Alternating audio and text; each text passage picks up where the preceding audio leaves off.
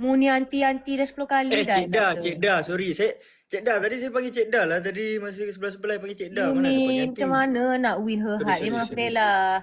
Nauzubillah lah. Tak dapat dah lah panggil dia anti-anti. Sorry Cik Dah, sorry. Maafkan saya. Maaf. Tak, tadi Dah masa jumpa kan sebulan dia panggil Cik Dah. Dah sebulan dah brief pasal anti tu. Tak dapat. Tak faham. Apa yang susah nak ingat? Tak, tadi jumpa dia saya sebut dia, saya sebut Lah tu lah, tadi saya ni panggil dia Cik Dah. sekarang. Case close. Case is not open back. Tak apa, case close. Cik Dah. Sorry Cik Dah. Tak ada, mak I dah mengajuk ah. You dari dulu suka buat mak I mengajuk.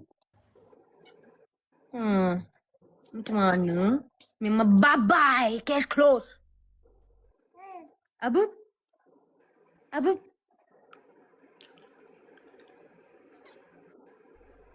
Sebab kena cool sikit. Kalau cool bosan. Saya memang nonchalant. Saya kan sigma. Okey lah.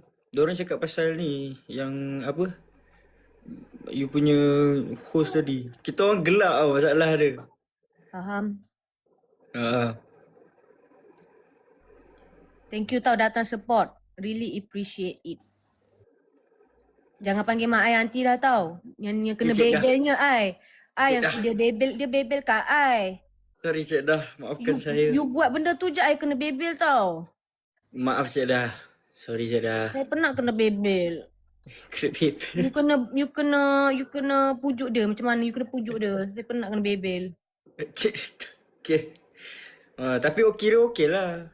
Apa yang okey? Kalau tak awak kena bebel apa TTMM.